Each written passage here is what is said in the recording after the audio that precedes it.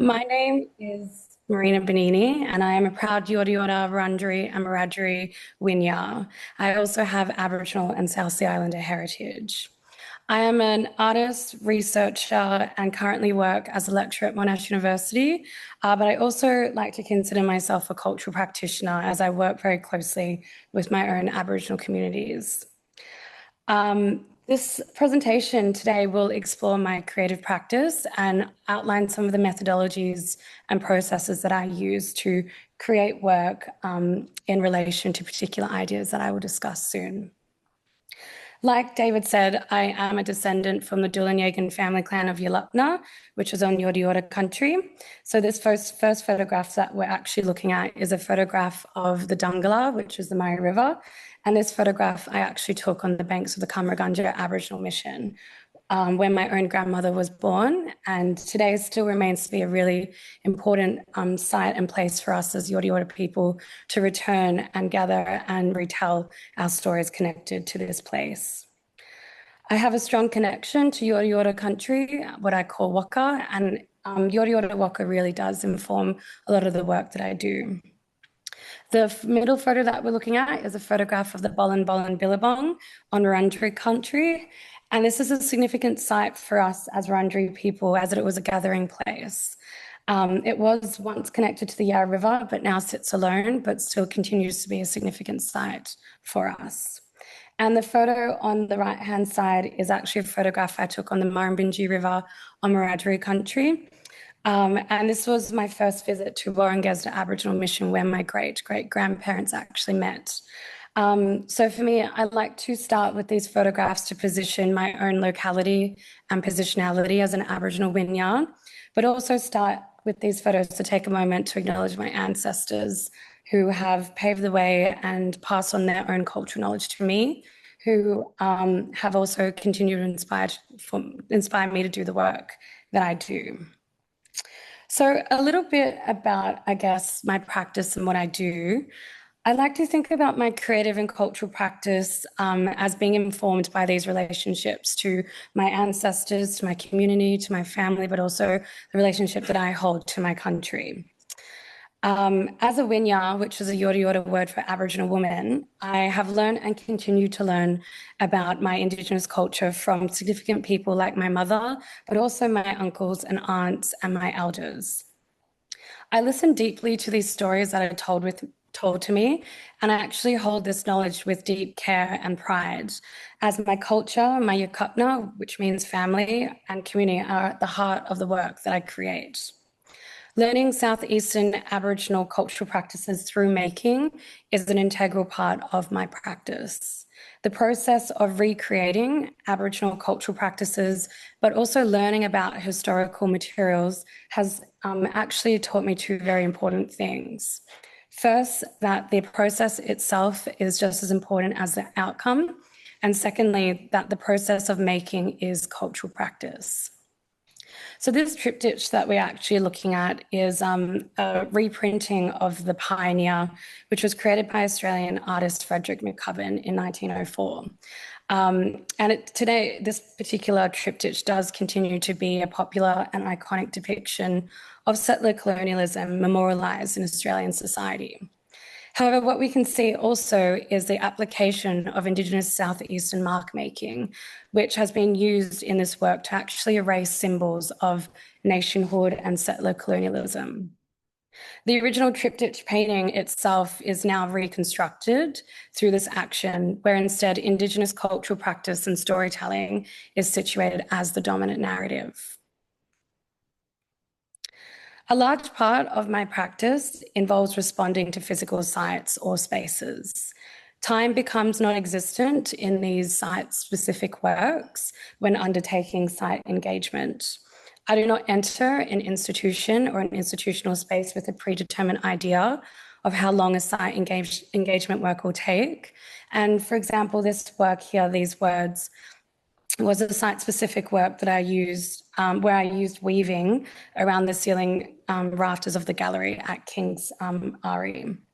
This work actually saw me use a cultural weaving technique to weave the red yarn around the ceiling rafters. And this was a engagement that I did not in front of an audience. A lot of my site engagement work I do by myself in silence to acknowledge the history of what Aboriginal labour looks like within institutional discourse. But making through creative practice for myself is a process and method that actually enables me to understand the world around me and connect deeply to the knowledge systems that I am part of. Another site-specific work more recently is this work here called Babu making, and Babu is the Yorta Yorta word for body. This was presented at Gertrude Contemporary just last year, and this long-term site intervention used ironbark, sap, and red ochre, which was applied directly to the ceiling tiles at Gertrude Contemporary and also to the gallery walls. So by physically removing the tiles from the gallery and applying this application of ironbark dye and red ochre, it actually exposed the architecture itself of the gallery in both its surface, but also presented the gallery as an object itself. After the exhibition, the painting tiles were actually returned back to the gallery ceiling and actually flipped over. So in this reinstallation of them, we're actually seeing this embedding of the gesture into the building structure permanently. And for me, this speaks to how, again, Aboriginal bodies exist within Western spaces, such as places like institutions, on a temporary basis. Instead, this work actually offers a counterpoint and a response to this temporality by showing how Aboriginal knowledge and practice has been present for millennia. And another project that I'd like to share today is this project, a tribute to the concrete box for Ani Hillis Maris. And this was a solo exhibition that I first presented at Bus Projects in 2020.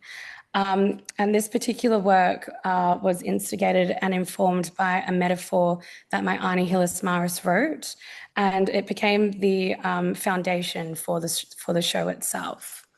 And in the metaphor that my Ani Hillis writes, she actually writes about this big box, and the box itself is marked with the words blacks.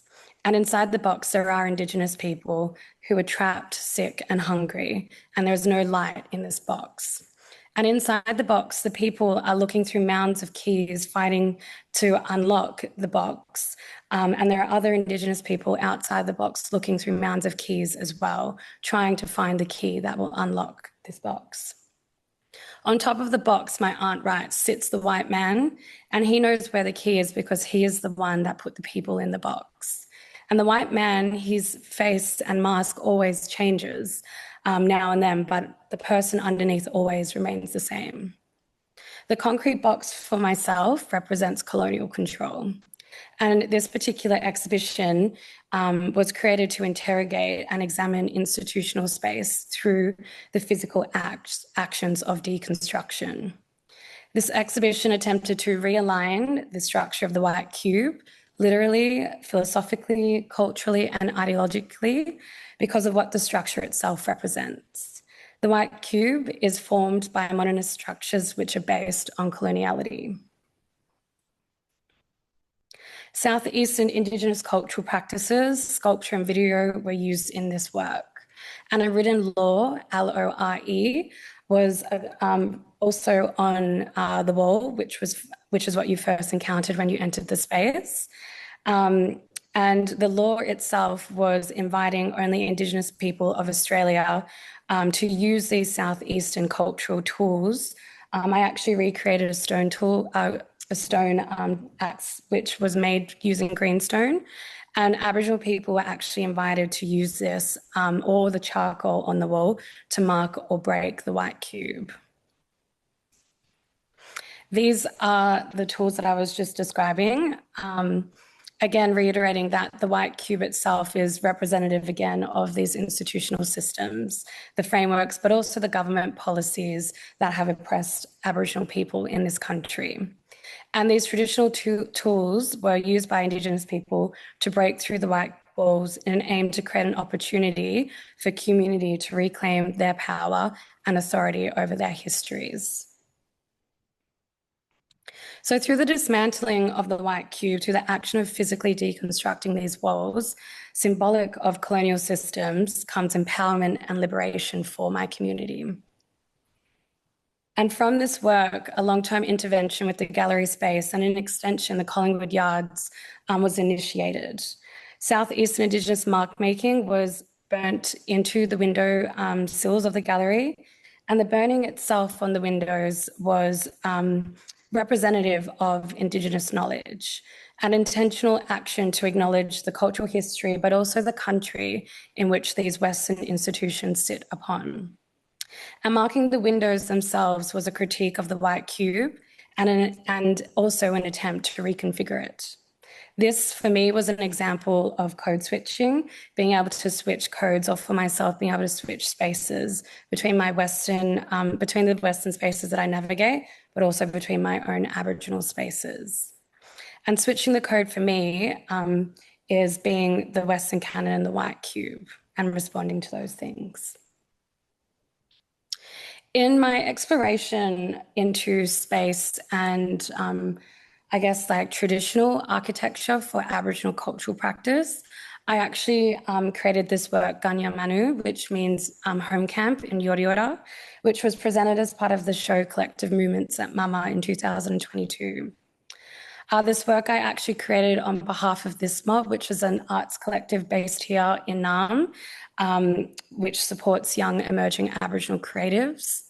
And as part of this work, I was able to work with an array of young emerging artists and creatives. And I guess the conceptual basis of this work is looking into traditional housing structures that Aboriginal people used here in the Kulin. And for me, this was about creating space for our community, but also for our young people.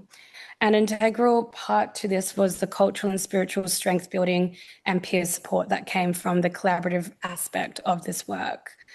But also the erection of a safe space within a colonial institution like an art gallery also posed questions around what does space look like and how can space be made safe for Indigenous communities entering into these institutions.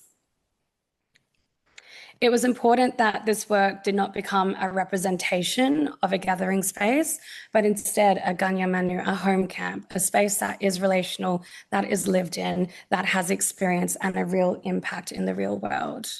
A place that my own ancestors would have used for millennia.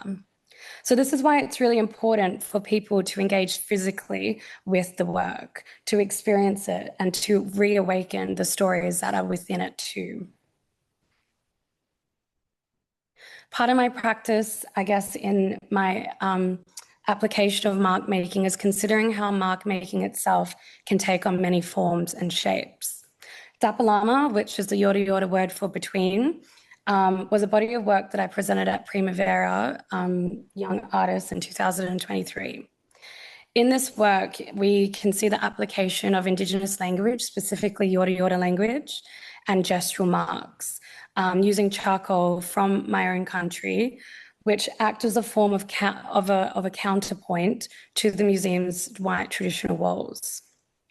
So together, the application of the charcoal, but also these I guess, sayings of articulation of English words and Yorta Yorta language asserted Indigenous history and voice. And it was a really powerful work to be able to take my family to and experience it too.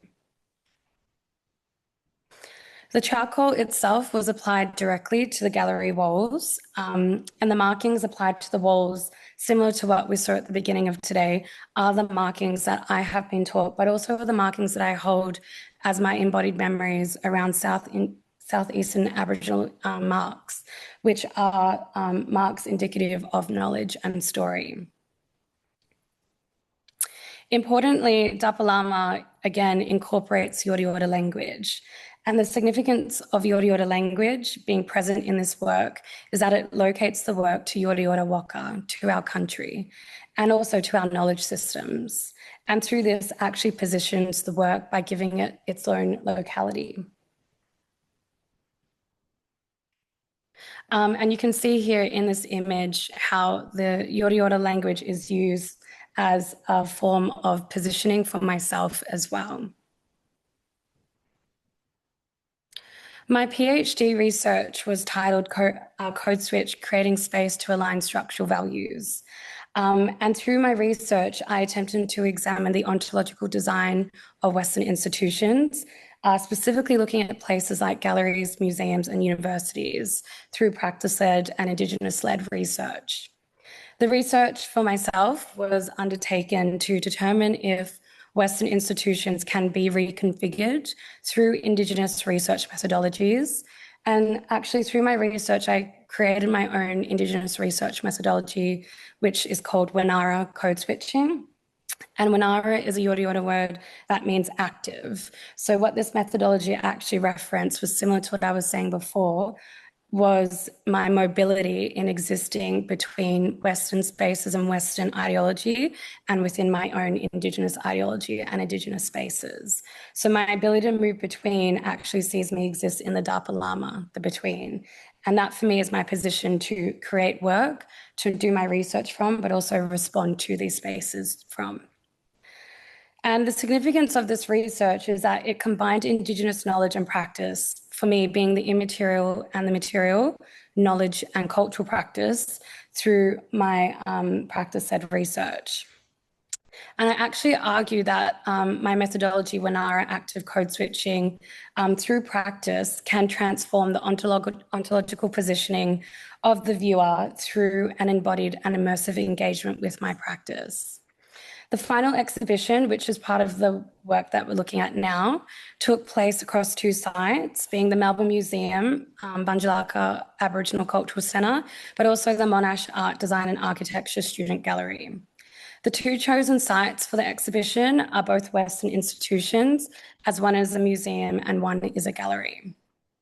Although each site is a Western institution, each space operates upon a different structure. Therefore, having two different sites for the final exhibition was an opportunity to critique each institution through the examples of the final work. And the displayed wooden museum boxes that we're looking at here in the work Untitled Ethnographic Container were created to hold significant Indigenous Southeastern cultural material in the Melbourne Museum collection and were actually in use in the years from the 1950s through to the 1970s. And these boxes were used by people like anthropologists, ethnographers, collectors, farmers, but also regular people who were able to either donate or hand over cultural material that they had gathered from places that they had either been traveling through or lived on. And this cultural material then existed within these archival boxes within the Melbourne Museum or Museums Victoria. For me, these wooden boxes are echoes of the violent acts of colonisation that occurred across our waka, our country, and our wala, our water, to which we as a people today are still recovering and healing from. The burnt markings across the surface of these boxes again, have been informed by my embodied memories and embodied cultural knowledge around mark making. The historical and significant cultural practice of burning is used here to reposition the narrative regarding these colonial containers. Indigenous cultural practice and knowledge is centred in this work that aims to acknowledge the dark history of historical overcollecting of Indigenous cultural materials here in the southeast of Australia. So I learned from the practice of burning through applying these marks, through listening, but also through watching, and understood deep within my bawu, my body, the practice of my Yanbian and my ancestors. The Dapalama, the in-between space of the lines, is significant because that space is knowledge. The markings have come from within, but also were influenced by site visits to the Melbourne Museum collections, where I was able to look at cultural material such as shields and digging sticks. I saw the stories of those marks and the references to our countries, to our bodies, but also to our practices. Museums themselves become factories of amnesia because they hide things away. This then creates a tenuous space for creativity to happen. And the significance of this work for me is the interaction between the museum boxes as objects, but also between myself. I have taken these boxes out of the museum and have transformed them through material practice. The presentation of this work at its second location at the Marta Gallery was the second component of my submission for my PhD. And the Marta Gallery itself was filled with sand. And if I want to be specific here, it was 6 tons of sand that I filled the Marta Gallery with. And the museum boxes were presented on wooden crates on 3 separate pallets. Similarly to the archival boxes presented at the Birron Gallery at the Melbourne Museum, the boxes had been intervened with the mark making, which had been burnt onto their surfaces. I came across these museum boxes upon one of my site visits at the museum collection. And the site visit was led by, at the time, senior curator, Kimberly Moulton. And Kimberly Moulton said that the museum was actually preparing to discard the collection boxes, which had not been in use for a number of years. So the museum was getting ready to throw these out and take them to the tip. Immediately, I actually understood that these boxes were significant and that I wanted to work with them. And Kimberly coordinated for these boxes to be handed over to me following this conversation with her. It's important to take a moment here just to consider the importance of this moment in discussing this work. Anyone else, and to consider whether anyone else in the museum would have done the same thing, whether they would have coordinated for these boxes and for this exchange to have occurred. This is why it's fundamental for Indigenous people to be working within Western institutions, especially museums, to ensure that these forms of cultural exchanges happen. So again, these boxes sit atop Maloga sand, which symbolizes my country, Yorta Yorta country, from where these cultural materials have been taken from. And the boxes appear to be in this transient state, which again conveys ideas around mobility regarding the cultural material which were contained in the boxes. One thing that comes to mind when we consider these boxes are questions about whether these boxes are still full of cultural material. Are the boxes on their way to the collection? Are they stuck in the Dapalama, the between? These are the questions that guided my research, but also that arise from the placement of these boxes. Whilst burning these boxes, I did come across original handwritten notes on the surfaces of these boxes about the materials that were contained within them. Some of the descriptions included things like no locality or unreg, being unregistered, and identification codes such as R267. An entire lid of these boxes, for instance, had a list of the various English place names across the southeast where material had been taken from. So it was through this practice of yin match, which is Yorta Yorta word to burn, that I learned through embodiment. The exhibition also featured a sound composition that is played within the boxes themselves. And for me, the sound composition references the Aboriginal body, evidenced through the breathing.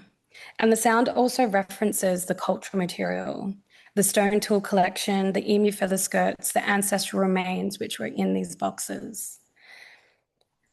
The material that was taken and dispossessed from their ancestral country, that then was isolated and taken into sterile archives and collections. This body of work is currently on show as part of the exhibition Objects and Imagination, curated by David at the Fiona and Sydney Meyer Gallery, just across the way here. And this is actually the first showing of this work since 2023. And I really encourage you all to go visit it if you haven't already.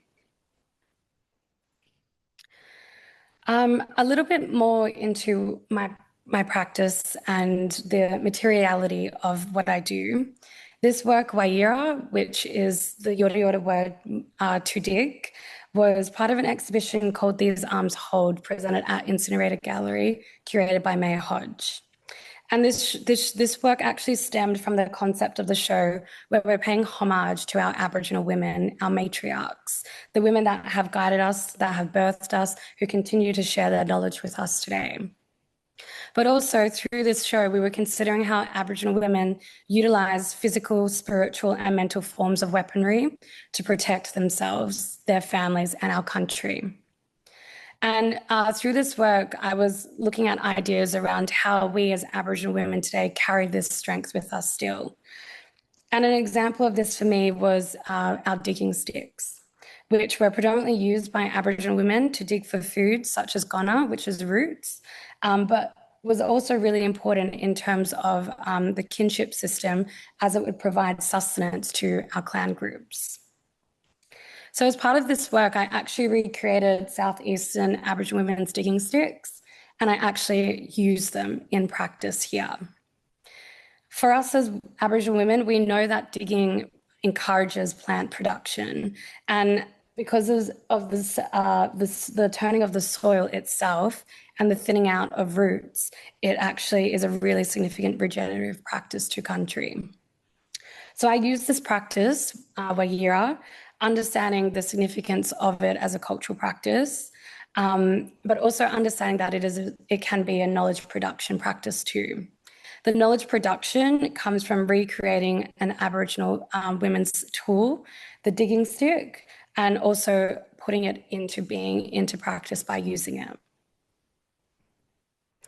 Wagira was a site-specific work that was created and formed on the unceded lands of the Wurundjeri Woi-wurrung. And it was through digging in this work that country was understood to have and hold its own agency. I want to finish today by discussing a really important project to me, to myself, and to my community, which is Mata. And Mata is the Yorta Yorta word for canoe. I created this extensive body of work, which was presented last year, and it was presented at two different locations again, so the Tarrawara Biannual and also the Rising Festival. This project itself is part of a wider, bigger project that I started in 2021, following a yarn with my elder, Uncle Leon Atkinson, who was a really significant Yorta Yorta elder and a very important person to me. And Mata is a project that speaks to regenerating cultural ceremonies and practices. For me, this project exists across time and speaks directly to Aboriginal time. This is cultural practice.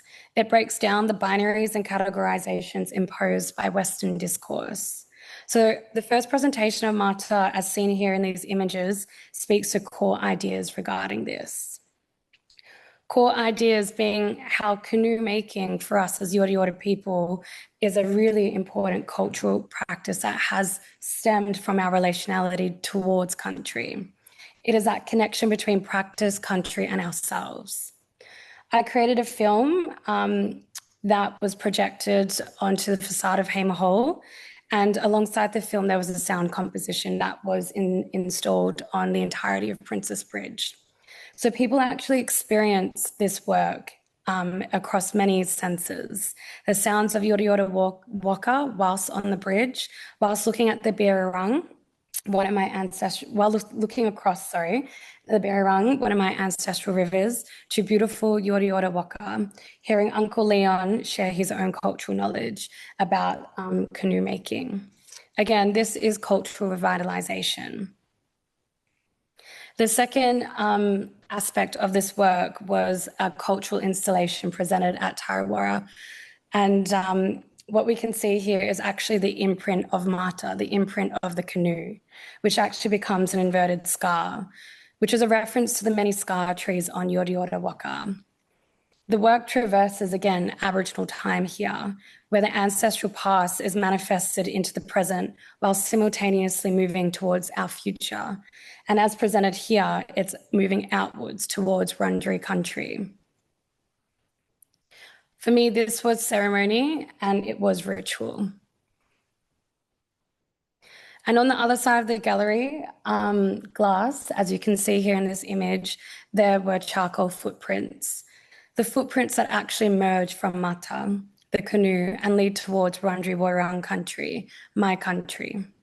The inside-outside is also critically examined through this work.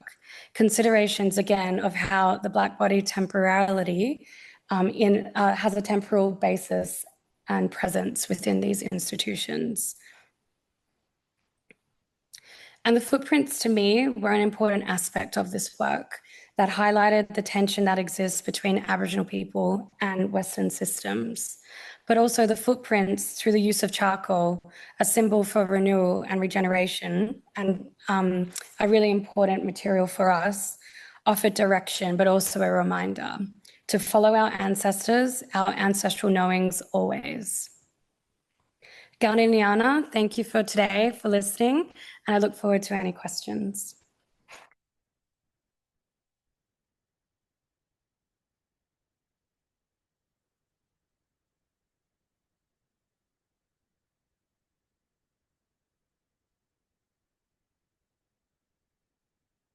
Thanks so much, Moorina. We've got some time for some questions, so if anyone has a question for Moorina, please. Yeah, thanks, Vicky. Amazing and provoking presentation, thank you. I was thinking about that alarming metaphor that you talked about of your art and the box with the white man sitting on top full of Aboriginal people, and then in relation to your PhD project and the archive boxes and also holding absent bodies of, or in some cases actual bodies of Aboriginal people. And I guess I was wondering whether you were kind of thinking about that metaphor in relation to archives when you were making that work, which was a few years before. Yeah, absolutely. That's a great question. Thank you, Vicky.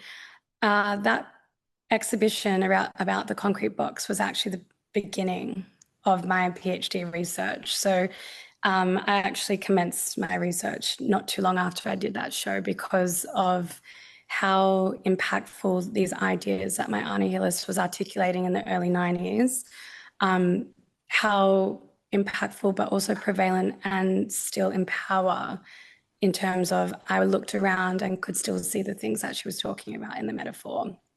So it was and continues to be really a return point for me, this exhibition that I did in 2020. And it definitely informed the final outcome of my research, considering for me, I guess, what the physicality of structures could be. And in their most Western form, it's always something like a rectangle or a square or a box. So in returning to it and agitating that form and that structure continues to really be a point of return for me, because I am very interested in kind of considering what that form also looks like within institutions when it's not materialized in a physical form, but it's felt. So it's looking at experience, spiritual experience, but also physical experience of these spaces. Thanks. Anyone else? Yeah, please.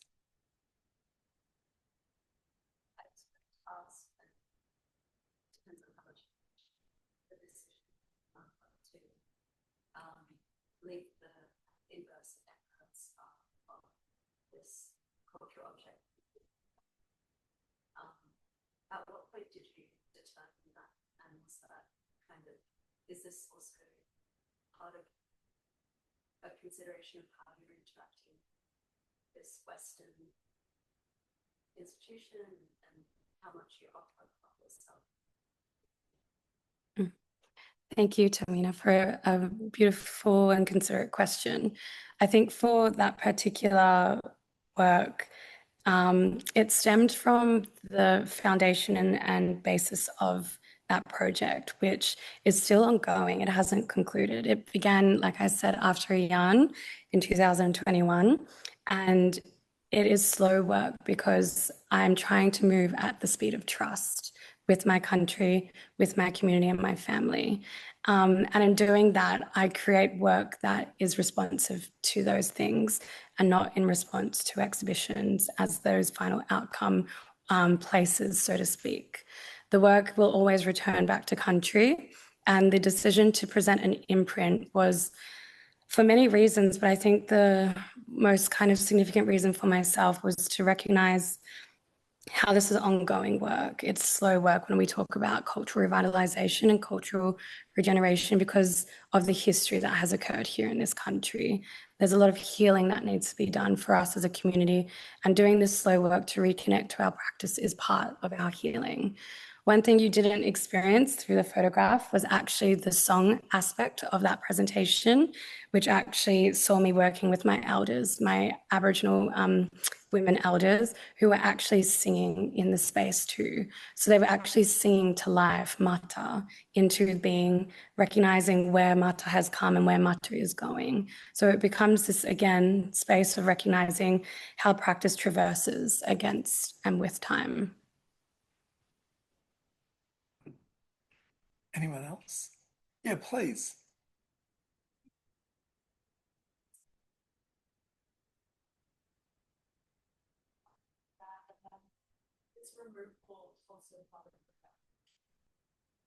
That's a really good question. So I think when it comes to, I guess, like the material integrity of my work, I think through materials very specifically. Everything has, I consider it like a thread. And bringing these threads together, I'm weaving a basket. So when I'm bringing an element into an exhibition space, for instance, like the sand, it's there for a reason. But the idea of removal also, when I'm removing, for instance, a reference to landscape or a reference to country or water or people, that is very specific as well, because then that essence of removal is felt and experienced by the viewer.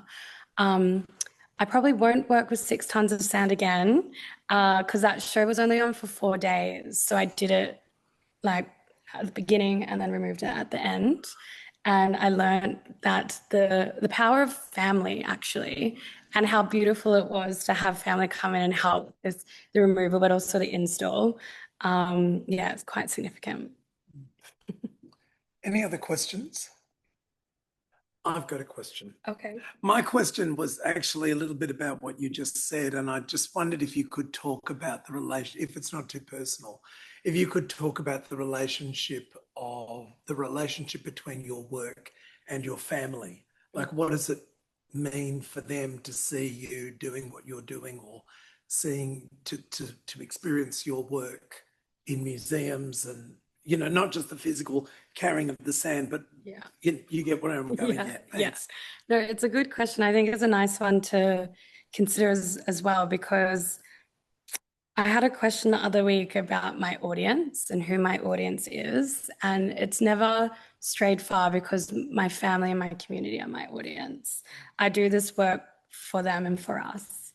So when I hear from them about their experience of being in relation to my work or seeing it and doing it together as a community, that feeds my Moorina, my spirit, and that gives me the energy to be able to keep doing this work, because it is tiring work, being able to sit in these ideas and these histories that are so deeply tied to my spirit, but having my family give me that energy through their own experience of my work is everything. And it's beautiful when I have my elders go to my work and they experience it. Oh, I don't know what that was. They experience it, and then their own stories come next. So they hear my story, my reflections, and then it opens up a space for them to offer their own stories. So there's this beautiful cultural exchange that happens between us as well. Thanks. Oh, good. Any other questions? Well, thank you so much, Moorina. Thanks for your generosity. Thank you for your energy. Thank you for taking us through. Thank you so much for being in Objects and Imagination. If you haven't seen the exhibition, the gallery is open right now, so you can walk across and have a look. But please join me in thanking Moorina. Thank you. Thank you.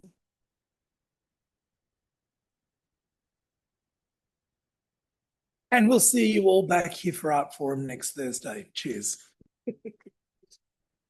Thank you.